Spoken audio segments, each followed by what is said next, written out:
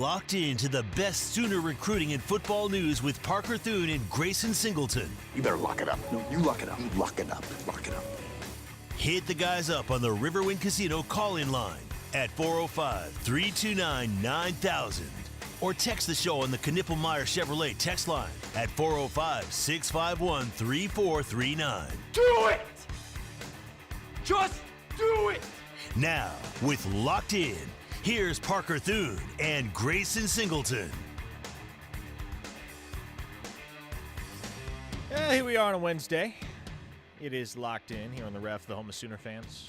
Brought to you today and every day by Dorsey Jones Buick GMC in El Reno. Fantastic prices, fantastic vehicles, fantastic service. So many reasons to check out Dorsey Jones and their outstanding lineup of Buick and GMC vehicles out in El Reno. Also, I have been instructed to pass this along. The Tower Nutrition and the Palace Nutrition in Norman offering healthy shakes and teas. Ooh, that sounds delicious. We'll be doing a fundraiser for the Fletcher family on Wednesday, April 23rd. They'll be donating 20% of sales to the family. On top of that, 20%, the owners will be donating a higher percentage personally to help as well. That's all day Wednesday, April 23rd at the Tower Nutrition on Campus Corner, 584 Buchanan Avenue. They'll also have a jar for people to put some extra money to try and raise funds for the Fletcher family. That obviously comes in the unfortunate aftermath of Patrick Fletcher's untimely passing, former Sooner Patrick Fletcher. So if you can help out the Fletcher family by participating in the fundraiser being put together by the Tower Nutrition and the Palace Nutrition here in Norman, once again, that is going to be on Wednesday, April 23rd. Mr. Singleton, do you tend to watch the NFL draft? Oh, yeah. You do? Yeah. See, I pay attention. It's always on in the background because it has to be for me. Because you have to, you have stories ready to fire. You have content ready to fire the second that a Sooner is drafted in my line of work, at least. And it will be the case this year with Billy Bowman, with Ethan Downs, with Danny Stutzman, potentially with somebody like Trace Ford as well. We'll see. But there's just, especially in the first round of the draft, man, there's just so much time that elapses between picks. Like, how many times can you cut away to Mel Kiper for analysis of the prospects still on the board? What you got to do, you got to flip between the NFL Network and ESPN coverage so you can get all the voices. Ooh, a little life hack here. Yeah, that's what I've always done. Okay. I'm going to have to try that. I've only ever just watched ESPN's coverage. I mean, they're the best. They're the better of the two, in my opinion. Mel Kiper talking NFL draft, one of the few things that has never changed throughout my entire lifetime. Yep. One of the things you can turn on the TV and count on. So the NFL draft is coming up. That will be this Thursday through Saturday. So things kick off tomorrow. It's quite unlikely that we hear a Sooners name called in the first round. I mean, you never say never, but it's unlikely at this point Danny Stutzman is going to get selected in the first round, and he's really the only guy that even has a chance from Oklahoma in this year's draft class. Odds are you will see three Sooners selected: Stutzman, Bowman, Downs. Trace Ford, with his performance at the NFL Combine, might have played his way onto some NFL teams' round 7 draft board, but that's probably about it.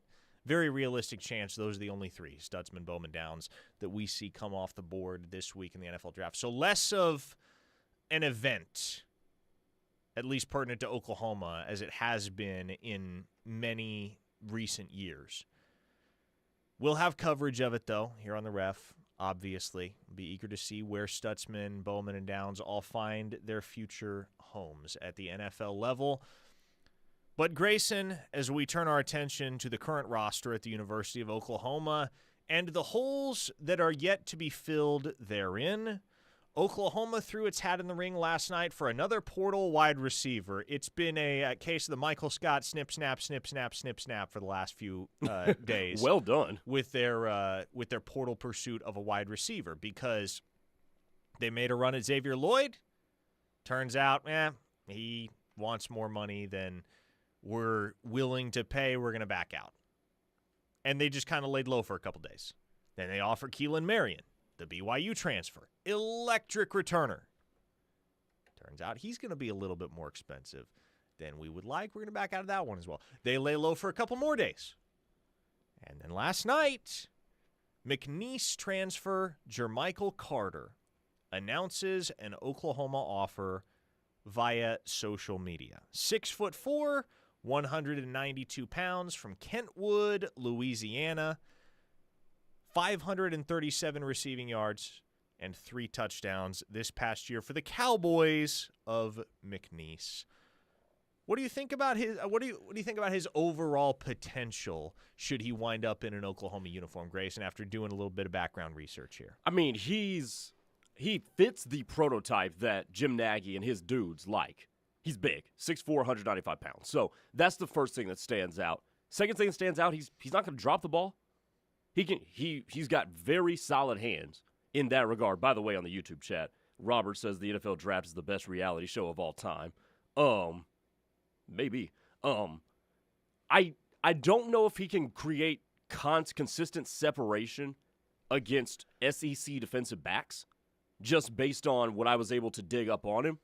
He seems like he's a decent route runner, an okay to decent route runner, but I think what's going to set him apart is that he's got a big frame, large catch radius, and he doesn't drop the ball. So definitely a guy you can plug in there and can give you some help, but it's not a guy you would expect to be some difference maker at an X position. Yeah, he's depth. He's certainly depth. He's a guy that comes to town with 2 years of eligibility, though. Yeah. And so I guess the hope at that point is, well, if he doesn't see the field a ton in 2025, maybe he's willing to just sit and wait and develop, and perhaps he can give us something in 2026. Chris from Knoxville on the text line says, a wide receiver from Louisiana? Take him. The Boot has had some good receivers over the years. Oklahoma has 2 receivers on their current roster from the state of Louisiana. They are on opposite ends of the totem pole as far as the hierarchy in that group go, because it's Giovanni Gibson and it's KJ Daniels. Oh. So. Oh. Feast or famine? Yeah, hoping it's feast with Jermichael Carter. But his other visits, the other schools that are in contention for his services, are Baylor, Utah, and Vanderbilt. Now, pre-NIL era, you would safely conclude that this kid is going to wind up in Oklahoma sooner. And he still very well may, but money is kind of the great equalizer these days. Right? Like this really is not even a question if this is a portal recruitment that's happening 5 years ago. But in 2025, maybe Baylor is willing to toss $100,000 at the kid, and Oklahoma just doesn't feel like it's wise to spend that much. Or maybe Vanderbilt makes him a giant offer that he just can't refuse. And so until he gets on campus, and really until he signs on the dotted line, you can't really take anything for granted in the portal. But this is a battle that Oklahoma should be well equipped to win. And it almost kind of feels like at this point they're going to be willing to go a little bit further than they might have gone a week ago, because you're running up against the clock, right? Like by the time he visits on Friday, the portal window will be closed. Now, what that means is there still may be wide receivers out there in the portal that are uncommitted, but the pool isn't getting any larger at that point. Your options are your options. And so if Jermichael Carter gets to campus on Friday, locks it down, and he's a Sooner, okay, then great. If not, then you better find a backup plan and find one quick. I mean, what are 2 of my catchphrases on this show? Deadlines make deals and value is relative. So I don't think I've ever heard you say those words before, but I have said I've definitely said the value is relative part multiple times on this show. They're 2 excellent tenets.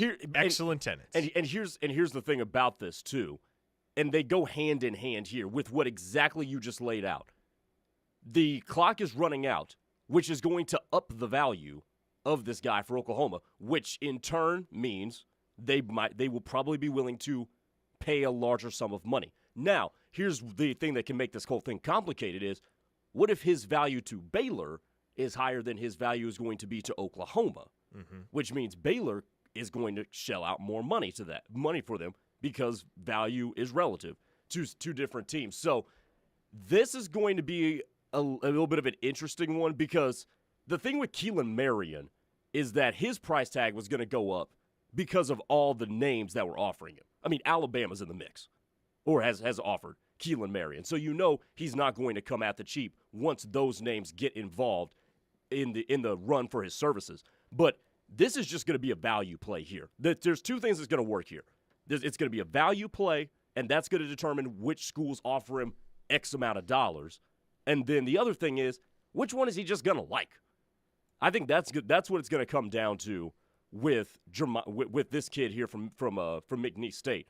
And I blanked on his last name. That's Carter. Jermichael Carter. So if he likes Baylor more, and Baylor can probably offer him more money given what they've got, then he probably goes there. But if you can put a sizable amount of NIL money to him and convince him, hey, you like to live in Norman, you've got a chance. Baylor's got money, too. Baylor does have money. That should not be dismissed or disregarded. Baylor has some money. And by the way, so does Vanderbilt, probably. Maybe not comparable to Oklahoma or Baylor, but I don't think they're poor. No, they're not poor. I mean, really, there are no Power 4 schools these days that are outright poor because you can't afford to be. You quite literally cannot afford to be poor in this current economy of college football. Wherever you can find money, you have to go find money. And pretty much every institution that is serious about football has done that. I mean, honestly, one of the schools that I would consider to be among the more unserious about football in recent years, at least as far as investment is concerned, would be Stanford. And they just went and brought back Andrew Luck as their general manager. So, clearly, they're not going to just sit idly by and lag behind. Again, nor is anyone in the Power 4, because the second you fall behind, it gets harder and harder and harder to make up ground every second that you are behind. Dan in Madison, Mississippi says, Vanderbilt doesn't have money to spend on football, let me assure you. I've been in that stadium. Putnam City High School Stadium is nicer. They're doing work on it, aren't they, though, Dan? Well, it was like an active construction site basically all of last year. That's true. I don't know. Maybe the revamped – I don't even know what that stadium is christened, but maybe the revamped Vanderbilt football stadium this fall will have a little bit of juice. Tyson from Stigler, spend the money and get the UCO whiteout. Yeah, what's going to happen with Terrell Davis? It's been kind of quiet on that front. For a minute now. A poke, perhaps? That looked like that was the initial read. Yeah. And Oklahoma State's doing work in the portal right now, Good man. Lord. You talk about overhauling a roster. I mean, a linebacker from Louisville and then a corner from North Carolina this morning for Oklahoma State. I will say, to bring it back to Oklahoma, though, on that same note, I think it is kind of refreshing if you're an Oklahoma fan to see Oklahoma's approach in this spring portal. Because there aren't a ton of holes that absolutely have to be filled. Obviously, you need a tight end. You needed an interior offensive lineman. But, like, even Jaden Ott, right, even your crown jewel so far in this spring portal cycle, didn't feel like a need. No. Running back wasn't one of those positions throughout the spring that we were talking about as a need. So I guess in contrast to previous years, it feels like for really the first time here in 2025, Oklahoma arrived at the spring portal window with a very minimal amount of boxes to check. And they're checking them off one by one at this point. The most recent box that was checked was last night when they added a transfer defensive lineman from Utah State, Ricky Lolohea, whom we talked about earlier in the week. Even that, though, Grayson, once again, defensive tackle, not really a guy that you felt like they had to have, not really a position that you felt like they had to have. And they've basically been making fortifications as opposed to enhancing the foundation. The foundation's already there. They're just shoring up everything and making sure that they've got insurance policies, which is a very good spot to be in if you're Oklahoma. And then Jaden Ott, he doesn't really fit that. He doesn't really fit that last sentiment. He's just good. He's just good. You just got a good player. Amen to that. Sooner Bump on the text line says, good afternoon, PT, and hey, pickle, pickle. No. That is not the new nickname. We are not doing that. Chances of us signing an even decent tight end or kicker. I got to do a little bit of digging on what Oklahoma is going to do or what they are doing at kicker, because what I had heard was if they didn't get Mason Shipley, and they didn't get Mason Shipley, he signed with Texas, they were going to pivot to Isaiah Hankins, the Baylor kicker or former Baylor kicker. I haven't heard a whole lot new on that front, whether he's still the guy or whether there's another guy or maybe there are multiple guys. I don't know. I don't know right now as far as kicker is concerned. I still feel pretty good about Oklahoma's odds to land Lance Mason, the Missouri State transfer tight end, because he's taking other visits, and so that's always cause for hesitation. You don't want to get too confident if a kid is going and seeing other schools. If you're in Oklahoma's spot and you got the first visit for the dude, what you're trying to do is get him to shut it down and not to leave campus. Basically just say, I'm done, I don't need to take any of these other visits. That effort was obviously unsuccessful. Lance Mason is taking other visits. But I still do think with what Oklahoma is willing to spend in particular for a solution at tight end, of which there are precious few this spring portal cycle, I do like Oklahoma's odds to beat out all comers in that race. Cal, Wisconsin, Purdue, what have you. I know Oklahoma is very, very committed to adding another tight end that is not just a body, and they see a lot of potential in Lance Mason. He is the guy that they've put a red eye on. Now it's just a matter of closing the deal. Can they close the deal in much the same way that they did with Jake Michaela, i.e. you get him on campus first, maybe it's not over by the time his visit is wrapped up, he goes, checks out some more schools, but at the end of all of it, he still feels that Oklahoma is the best opportunity for him with the combination of, well, for lack of a better word, opportunity to see the field and to play, as well as the financial compensation that could await him if he were a Sooner. So we wait to see what happens in the Lance Mason department as Oklahoma is making an effort to lock in a tight end, to lock in another wide receiver. Again, Jermichael Carter is the guy in the crosshairs right now. And then at that point, it's about kicker. And that's pretty much it for Oklahoma here in the spring portal. Okay, keep hitting us up on the Knippelmeyer Chevrolet text line, 405-651-3439, with questions, comments, concerns, much more to discuss, and we'll dive into much more ahead. Talking OU football and recruiting with you here on Locked In. You're listening to The Ref, the home of Sooner fans. Your dream home is right around the corner, and at Stride Bank, we're here to make it a reality. With competitive rates, personalized service, and streamlined processes, buying your first home or your forever home has never been easier. Let Stride's experienced mortgage team guide you every step of the way, from pre-qualification to closing. With local roots and national reach, Stride Bank is your go-to partner for all your banking needs. Stride Bank, your trusted financial partner since 1913. Find out more at stridebank.com. Stride Bank, member FDIC, equal housing lender. As we wonder why our kids are struggling, someone is getting bullied. As we discuss how to improve their mental health, someone is being harassed on social media. As we wonder why they're skipping school, someone is crying themselves to sleep. Knowing the signs is the best way to prevent bullying. Please just leave me alone. Learn the signs at sandyhookpromise.org. Make it rain this April at Riverwind Casino with big wins and even bigger jackpots. Enjoy the sweet smell of money in the non-smoking oasis. Get hyped on nearly 3,000 of your favorite electronic games. Become a legend in the high-stakes lounge. And get rewarded like the VIP you are when you use your wild card. Hit nothing but net with the $80,000 Spring Spins and Wins giveaway. So thunder up and win like a champion, only at Riverwind. The Mont invites you to come by and enjoy our high-quality food and drinks in our historic atmosphere. The Mont has won numerous awards, including Best Restaurant in Norman, Best Appetizer for our great queso, Best Exotic Drink for the original swirl, the Best Patio Dining for our beautifully landscaped patio. Come see the Town Tavern OU football scoreboards dating back to 1947. We'll see you at the Mont on the corner of Boyd and Classen, or call us at 329-3330. That twinge in your knee isn't going to wait until Monday, and neither do we. At Orthostat, we've expanded, so you get better hours, better facilities, and the same great care. Open 8 a.m. to 8 p.m., 7 days a week. Whether it's sprains, strains, fractures, or joint pain, from knuckles to knees and every joint in between, our same-day, affordable care gets you back to life faster.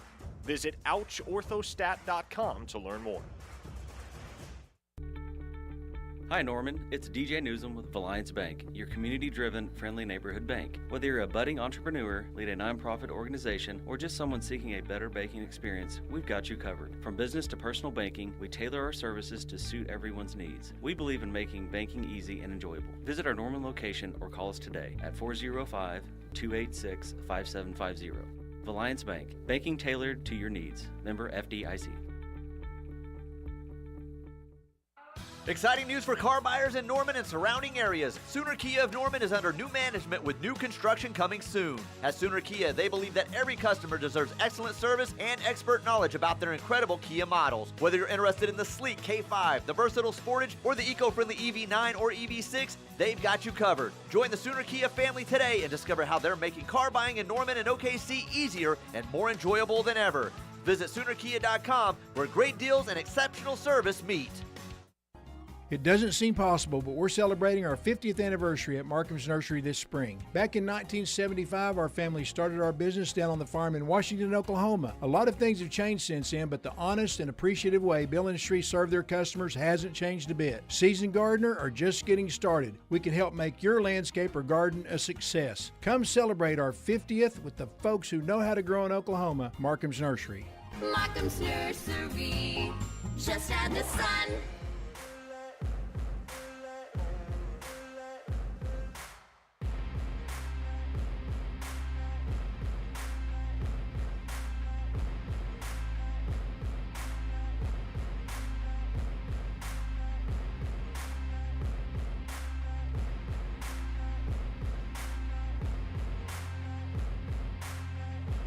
It is locked in here on the ref. Parker Thune alongside Grayson Singleton, talking OU football and crootin with all of you for 1 hour every weekday afternoon. The Knippelmeyer Chevrolet text line always available to our loyal listeners at 405-651-3439. You all have questions via the text line, so let's dive into some of them. What are you guys thinking? This listener in the 580 would like to know, if we get Lance Mason at tight end, do we process some of the other guys? No, there's no reason to right now. As of last check, with the addition of Ricky Lolohea last night, I believe Oklahoma is right now at 104 total players on the roster. The limit is going to be 105. That's what they're budgeting for. The limit is going to be 105 total players on the roster. And so, let's say they add Jermichael Carter, the wide receiver. Let's say they add Lance Mason, and let's say they add another kicker. You're at 107, and I guess you have two options at that point. You can cut bait with a couple of scholarship guys, which I'll be honest, there were a couple of scholarship guys that I had heard were on their way out that have not entered the transfer portal as of right now. So, evidently, that's still hanging in the balance. Or if you want to retain and you can retain all of your scholarship guys, you just tell a couple walk-ons, hey, we don't have room for you anymore. And that's about the gist of it. So, no, I don't think there will be any additional processing at tight end right now, mostly because when you have a situation like Oklahoma does in the tight end room, where no one has really seized the bull by the horns and emerged as the lead dog in that group, you would like to create for yourself as many options as possible. You would like to have as many potential solutions as possible. And so let me see if I can run this down off the top of my head here. In addition to the potential of Lance Mason, what you have right now in the tight end room at Oklahoma is Jaren Kanak, Will Huggins, Carson Kent, Caden McIntyre, Caden Helms, and true freshman Trinae Washington. So Mason would be the 7th scholarship tight end. At the end of the 2025 season, you would lose Mason, you would lose Will Huggins, and you would lose Jaren Kanak. So 3 of the 7 are graduating seniors. So numbers-wise, I think they're fine at tight end. I don't think they see a reason to mess with the numbers there as they stand right now. So it would just be an addition. I would not imagine there will be any subtractions in conjunction with Lance Mason's potential addition. Chris from Knoxville says, gentlemen, another positive outlook for the Sooners video by On3 has hit the YouTube. Not sure how I feel about this positivity from national folks. It scares me. Okay, here's the thing, Chris. It's peak engagement farming season. This is what everybody ought to understand. It is April going into May. It is peak engagement farming season. Coming out of spring ball, everybody looks good, right? Everybody across, you're going to see puff pieces and videos for every college football program in America. Grayson, it's not going to be until August that these people's real opinions of the University of Oklahoma, or any program for that matter, whether it's positive or negative, is truly going to come out. I don't disagree with you, but I will say, to Chris from Knoxville's point, this has started to look eerily weird. I mean, I don't know if you've been on the On3 YouTube a whole lot. They love them some Oklahoma right now. And J.D. Pickell loves him some John Mateer.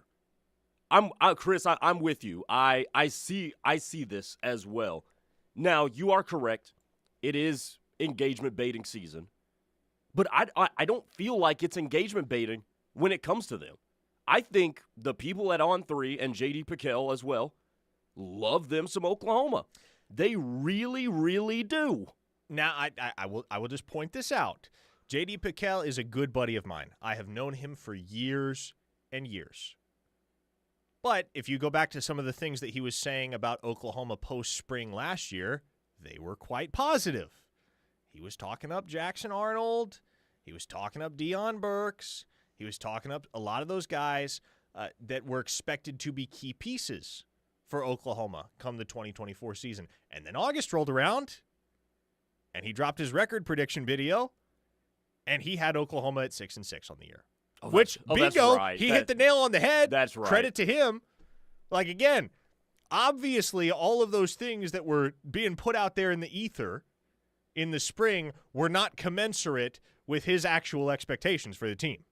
So that's how I look at all of this. You have to take all of it with many, many grains of salt. And I try. Teaspoons even. When I watch, that's hilarious. When I watch these videos, I always try to see, can I decipher something through the tone? Can I decipher something underlying the actual words that are coming out of their mouths?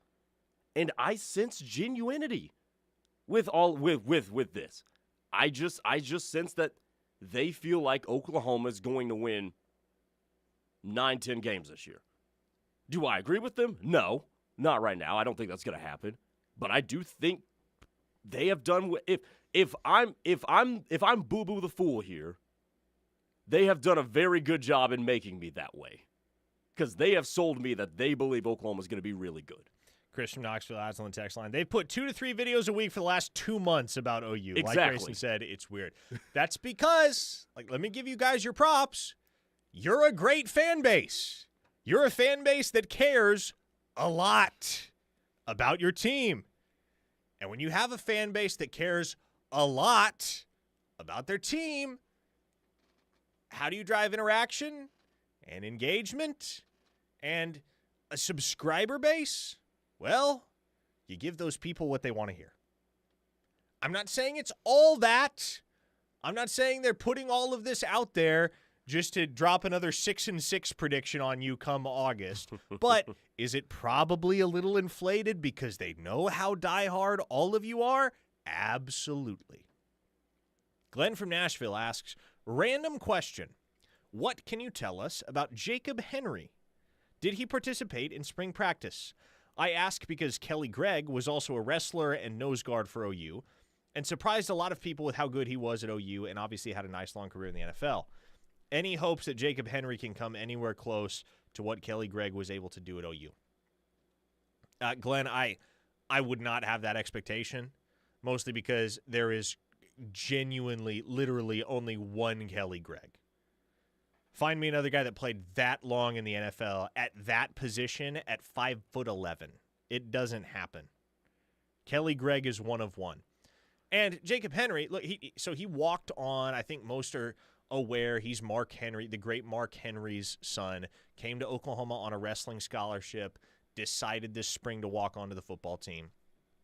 he played football in high school, and he wasn't much of a prospect. He was a solid player, but not much of a prospect, especially if you live and play in the state of Texas. You have to be a dude. All right, that's the most competitive high school football in the country is down there in Texas. So Jacob Henry was a good, solid high school player, but it takes more than that to crack it at the SEC level and to give yourself even an outside chance at an NFL future. So that's not my expectation for Jacob Henry. My expectation is that he's a depth piece for Oklahoma on the defensive line, whom you might see in garbage time in non-conference play, but especially because of some of the other bodies that they have there at defensive tackle, you wouldn't expect him to be playing any significant snaps in 2025. Bodine from the Osage says, Kelly Gregg is the most underrated player in Oklahoma history. Not much of an argument against that. Well, I have an argument. I think that's a pretty good conversation piece that maybe we can attack later in the offseason when we're really strapped for content. But my nomination is Jason White. I think Jason White's the most underrated player in Oklahoma history. But that's neither here nor there. Elsewhere on the Knippelmeyer Chevrolet text line, a 405 listener says, at the beginning of the transfer portal window, you expected a cornerback to be pursued. Does the coaching staff feel more comfortable with their internal options or just knowing that's an upgrade? Well, let me run this down for you, Grayson, and you tell me how you feel here.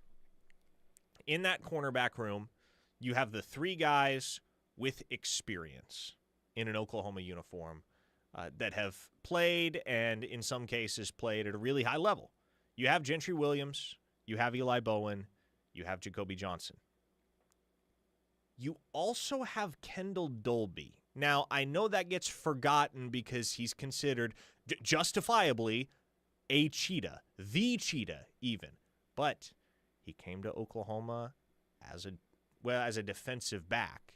And if you recall, early in the 2023 season, he was playing some outside corner, played outside corner pretty well before it became apparent, okay, this dude's just a snake. We need to put him at cheetah. Mm-hmm. But he can play outside corner, and the addition of Kendall Daniels may give him more flexibility to play some outside corner. So that's worth keeping an eye on. Beyond them, you have Davon Jordan and Jeremiah Newcomb. Jordan a sophomore, Newcomb a redshirt freshman. And then you have the three newcomers. Malik Hawkins, who's going to play more cheetah than corner. Tristan Haynes, and the guy that was maybe the talk of camp in the secondary, Cortland Guillory. Is that enough to you? I think it is. And the addition of Kendall Daniels and the flashing of Cortland Guillory in spring practice is what makes that enough, I think. And I think ultimately is why they haven't pushed as hard as you and I thought for a corner. Because now you've got more corner depth than you realize, because at cheetah, that is, from watching him closely for 3 years, that is Kendall Daniels' best spot in this defense, is a cheetah. And at 6'4", 240 pounds, I don't know how you keep that guy with his skill set and just his perfect fit for the scheme at that position off the field. Sammy Omasigo can play cheetah, and he has done so pretty well. So I think that gives you that flexibility to go ahead and just kick Kendall Dolby back to outside corner. And then you add in further how good Cortland Guillory has looked and how much confidence he's inspired, going along with Eli Bowen and a now presumed to be, or at least presumed he will be by the beginning of the season, Gentry Williams. You're pretty stacked at corner. So I do think that lessened the urgency to go after a portal corner. And I'll add this in reference to that text, and I'll try to address this in nebulous terms, but it's specific enough that you all will still get it. Oklahoma had a good, solid amount of money to spend in the spring portal. A lot of that money right off the bat went to Jake Michaela and Jaden Ott. So that limited the spending power elsewhere. And cornerback is one of those positions, Grayson, where, yeah, you can Oklahoma could take a transfer corner. But with the budgetary restrictions that they have right now that were kind of prompted by the additions of Ott and Michaela, with those budgetary restrictions, man, you could take a corner. You probably wouldn't be able to find a corner that you would be confident could give you better rotational snaps than somebody like Cortland Guillory. So it's not necessarily just the fact that there's nobody out there worth taking, because there is. It's, for one thing, is there anybody worth taking and also within your price range? And if you're limiting it to what your price range is there anybody, conversely, that is worth taking? And at this point, from where Oklahoma stands, the answer is no. And just to piggyback off of that, would there have been somebody else worth taking that would inhibit you from making the moves that you already made, like a Jaden Ott, a Jake Michaela? And I think the answer to that is absolutely not. Mm-hmm. So I think in all, you feel really good about where you are, that you got Michaela and Ott, and then you've got the litany of corners that we all name. Now, I'm not as high on Jacoby Johnson playing corner as I guess you are, because I've seen that. I think his experience here with Oklahoma has just been so weird, and if I'm just going to be completely frank, I'm surprised he's still here, given how weird it's been with him moving back and forth from receiver to corner. But you've got three that you already know you really feel good about: Bowen Dolby, Gentry Williams, and an exciting dude with Cortland Guillory. I think you're fine there. I don't know what to think of Jacoby Johnson as a cornerback. I know what I think of Jacoby Johnson as an athlete. Right. But what I think of Jacoby Johnson as an athlete and what I think of Jacoby Johnson as a quarterback they're two very different things. And they should be. But I'll give you guys some further context for Oklahoma's portal quandary right now. The big priority is tight end. I think that's pretty commonly understood. Oklahoma feels that, if you were to rank needs, if you were to rank the necessity of an addition at the group of positions that we've referenced, tight end is number one. And so that's where Oklahoma is going to focus the majority of their remaining money. But just to provide you some additional context for what the market for a decent cornerback is, remember Ethan O'Connor, the Washington State transfer that Oklahoma ended up going to Miami for certain they were getting for the majority of that winter portal window, only for him to wind up at Miami after about a 4-week process. He went to Miami for 7 figures. 7 figures. And Oklahoma, let me tell you, the amount of money that they offered to Ethan O'Connor was not 7 figures, but it was close. That amount of money that they offered to Ethan O'Connor, that's a larger amount than they have left to spend right now in the spring portal, all across the board, as I understand it. And you still got to get a tight end, and you still got to get a kicker. And obviously, there's the potential of adding a wide receiver, right? In Jermichael that Carter. Too. So, again, if you're going to go find somebody that can actually play, that can actually be an upgrade over a Cortland Guillory or a Davon Jordan or a Jeremiah Newcomb at cornerback, probably not doing it if you're trying to stick within Oklahoma's current price range. And I don't mean to make this a whole thing here, but when I hear what Ethan O'Connor went for and what some of these other transfer guys are going for at prices that we did not think were going to be what they were, you know what my next question becomes? What's that? Was Nico Iamalya's camp that far out of their mind asking for close to $4 million? Oh, boy.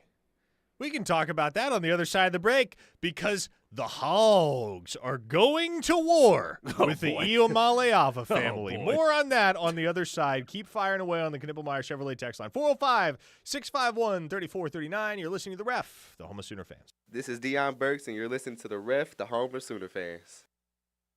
What's up, Ref Army? It's Dusty Dvorak. Do you eat, sleep, and breathe football? KREF is the only place for the most comprehensive daily analysis of Sooner and college football. Catch me every Tuesday and Wednesday during the 10 a.m. hour of The Plank Show as I cut it up with Plank and Josh about everything in the world of Sooner and college football. That's every Tuesday and Wednesday on The Plank Show, and there's only one place to hear it. The Ref, the home of Sooner fans. Download the KREF app today to listen from anywhere. Mike Steele here for Lasher Home Comfort Systems, your trusted home comfort experts in the Oklahoma City metro area. Tim Lasher and his team have more than 130 years of combined experience. They recognize a significant number of homeowners live with inadequate home comfort systems. They specialize in diagnosing your home system issues while providing more efficiency and reducing your utility costs. As an authorized dealer of American Standard, Tim can service your residence or business. Call Tim and his team at 405-579-3113. Lasher Home Comfort Systems.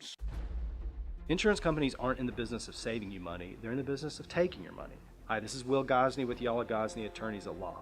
Have you ever had an insurance claim and thought, wow, I really am in good hands, or these folks truly are treating me like a neighbor? Well, that's where we can help. We'll deal with the stress, we'll get you back to your normal life.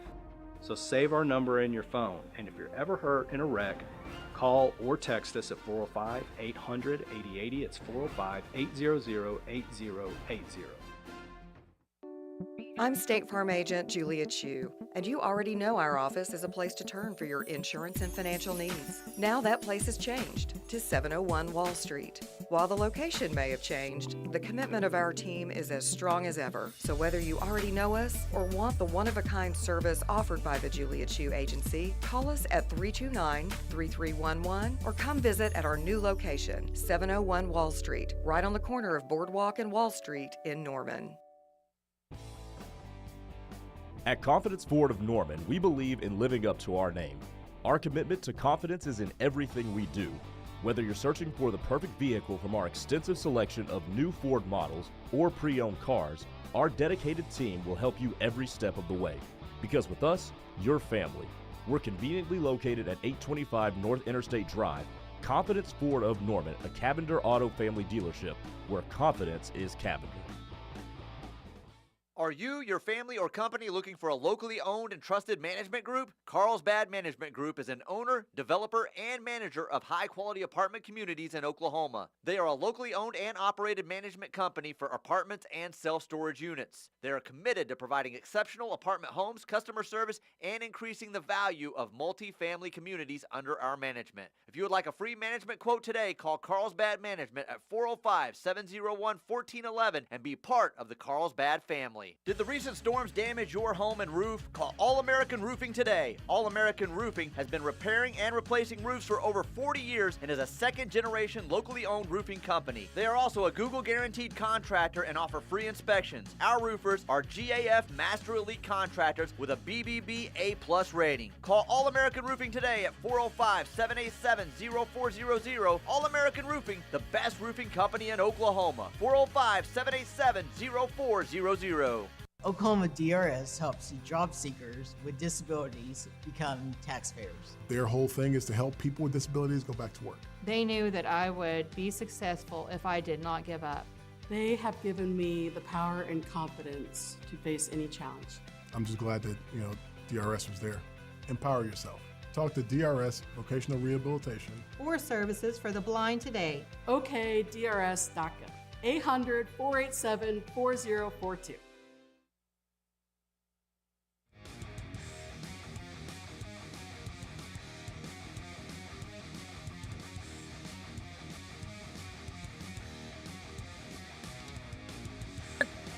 Arkansas's NIL collective is demanding roughly $200,000 back from transfer quarterback Madden Yamalya.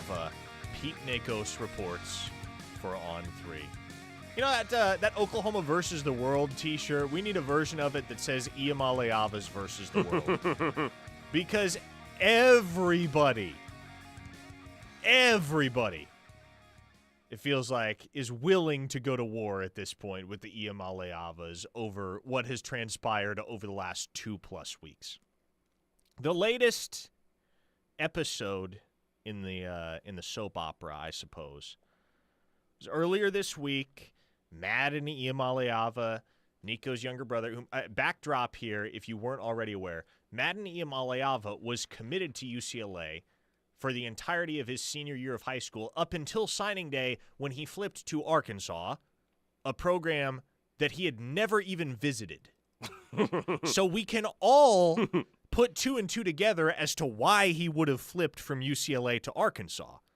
And as a matter of fact, I don't know if I've said this or not publicly, I know for a fact that the week before signing day, the Madden Yamalya camp was calling around to a variety of different programs to see if they could get a better deal. One of those programs was none other than the University of Oklahoma.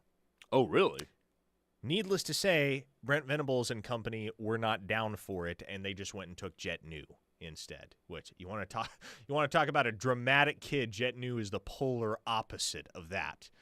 But he winds up flipping to Arkansas for obvious reasons when we come to understand that he had never even visited Fayetteville,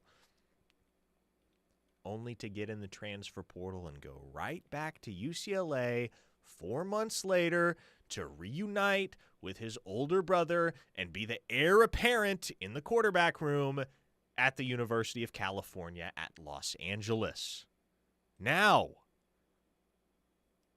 Arkansas's NIL Collective, what's it called again? I forget what it's called. I don't know what it's called, but whatever Arkansas's NIL Collective is called, apparently they are demanding roughly $200,000 in NIL funding back from Madden Yamalya, because naturally, when you spend roughly $200,000 for a kid to be on your campus for 4 months, participate in 15 spring practices, and then bounce, you're feeling a little bummed out. Feeling like you didn't really get a ton of ROI there. But they're demanding it back based on what, though? Chris from Knoxville, thank you. Arkansas Edge is the name of their NIL collective. Arkansas Edge. But by what legality can they get this back? Because there's no. And that's the big question, right? Like, what is the outcome of all of this?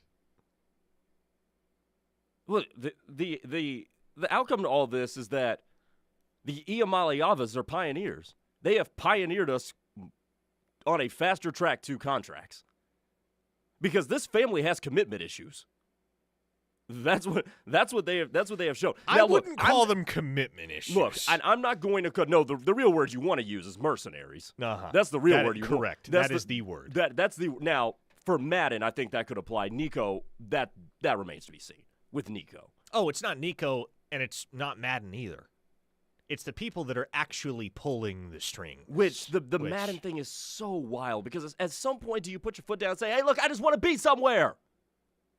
Whether it's Fayetteville or L.A., it's just like, I just want to be somewhere, not jumping around all the time. I mean, my move from Stillwater to Norman was hard enough. I don't know about moving back and forth from L.A. to Fayetteville back to L.A. That's got to be pretty taxing. So when it comes to this, they are fast-tracking us to more structure in college football. And for that, I thank them. But I think the reason we brought this up is because, all the Ethan O'Connor thing and how he got over $1 million and how that raises the market for a guy like a Nico Yamalya. And my opinion on them has slightly changed. It really has. CBS reported this. I was reading this during the break. You know how much Darian Mensah got to transfer from Tulane to Duke? It was $4 million. $8 million over 2 years. That's how much Darian Mensah got to transfer from Tulane to Duke. I'm sorry. I'm going to amend everything. Now, look, I still hold to the opinion that given how Nico performed in 2024 does not by itself warrant you being raised from $2.5 million or whatever he's making to $4 million. I will still stand by that. But it makes a hell of a lot more sense that you do that. Given we live in an era with no contracts year over year, it gives a lot of credence to his camp wanting that $4 million. If you see Darian Mensah, who has never played in a CFP, has never even taken a Power 4 snap, got $4 million a year. So I'm going to amend that just a little bit. They were not as out of their mind as they otherwise looked 2 weeks ago. Sooner Bump on the text line says, the Yamalyavas are the football version of the Balls. Boy. You know what, though? Prime LeVar Ball was a character. And I tell you what, you know what about LeVar Ball, too? That's a good father, though. He's a businessman, and he and his sons have been in business together. But, boy, he looks like a good dad to me. He cheers on his kids, and they're all productive members of society, depending on how loosely you define that. I mean, 2 of them are basketball players, one of them who's been through a lot. And the other, I guess, is a rapper. I mean, they're staying out of trouble, and they're tax-paying citizens. And what's the common denominator? UCLA. Oh, that's a good point. Why? I don't know. Maybe other than the fact that they're in L.A., which is arguably the central hub of entertainment in the United States. I still remember that summer when LaMelo Ball was going bar for bar with Zion Williamson on the AAU circuit. That was quite a summer. Oh, was that the summer 16? 2016? I was a 15U player. I was at that same tournament they played their game at in Las Vegas. Oh, really? I think I was 15. So it would have been, 2016. Reform Sooner says, if Manny Yamalya signed a contract, then they can sue. Yes. That is true. Yes, but do we know if he signed anything? They can sue, but can they win? And also, see, here's the thing, too. From what I've uncovered, and this is just my read on it, they gave him a bunch of money up front. They gave him a lot of money up front, too. So I don't know how – I really don't know how much of this – that's why that was the first thing that came out of my mouth was how much of this can they legally get back? A 405 listener says they're not pioneers, they're pirates. Well done. That's nice. That's good. Alex from Manford says, I don't know what it's called, but it should be called the piggy bank. Yes, Arkansas missed an opportunity there. The NIL collective. Yeah, that is a missed opportunity. The piggy, you could make some money off that, Alex. If you throw that in the ears of the people that matter up at the University of Arkansas, I don't know who those people are, but you could probably make some money off of that. The Piggy Bank. That's an awesome name for an NIL collective at the University of Arkansas, of all places. A 405 listener, as we bring the conversation back to OU football, a 405 listener has a special teams question, which that has been one of the recurring topics throughout the afternoon, is Oklahoma's pursuit of a portal kicker. This 405 listener wants to know, whatever happened to Liam Evans? I thought he was supposed to be a hot shot kicker. I'll tell you this, I'll be willing, I'll throw this prediction out there. Liam Evans is your starting kicker week 1, 2025. Because at this point, I don't like any of the available portal options better than I like Liam Evans. I don't think Austin Welch is the answer. From everything I've heard about Liam Evans and his progression, that's a lot to put on a true freshman, or I'm sorry, a redshirt freshman that has only ever attempted one collegiate kick, which was a successful extra point last year against Maine. But you got to start somewhere, right? And you got to start at some point. And I think that very well could be 2025 for Liam Evans. So at this point, with Mason Shipley out of the picture and a Longhorn as opposed to a Sooner, I like Liam Evans to kick for Oklahoma this fall. Kyle from Salisaw says, we need a kicker so bad. Why not go get Bert Auburn? Bad game against Arizona State, but he's had a solid career. And if it helps us in close games, I'm not against adding a shorthorn. Thoughts? The issue is that the SEC does not allow intra-conference transfers in the spring window. So, even if you wanted to add Bert Auburn, couldn't do it. And at this point, shoot, if you could add Bert Auburn, you'd probably go and do it. Oklahoma would probably go and do it. Because right now, Bert Auburn is the best kicker in the portal, in my humble opinion. He just also happens to be the one that Oklahoma can't touch. Slim Brady. This is bridging the gap between Oklahoma and Arkansas. Wish we could have got Luke Haas in the winter portal. Man, wouldn't that have transformed the tight end room? Yeah. Healthy Luke Haas is a problem. He's good. Gonna have to deal with him as an Ole Miss Rebel this fall. Be interested to see who covers him when the Sooners match up with the Rebs. That matchup, of course, will take place in Norman this year. Ole Miss won 26-14 down in Oxford last season. OU Optimist says, Liam Evans' kickoffs are to the 15-yard line. No thanks. Really? What Liam Evans kickoffs have you watched? I'm fairly certain if they went to the 15-yard line, they went to the 15-yard line by design because that kid's got a big leg. SoonRx says he would be a grad transfer, so I think he can go within conference. Can he? Guess I need to fact check that. That would make sense as a viable proviso. I'll have to fact check that, though. 405 listener says, we couldn't beat out Houston for Tanner Koziel? Oh, you didn't want Tanner Koziel. Not this time around. They do want Lance Mason, though. Maybe we'll have a resolution to the whole Lance Mason saga by the time we hit the air tomorrow. It's a possibility. We'll see. We'll track that one together. Folks, that's all for this Wednesday installment of Locked In. For Grayson Singleton, I am Parker Thune. Thanks for coming along for the ride with us today. Keep it right here on The Ref. Coming up next, Teddy Lehman and Tyler McComas kick off The Rush.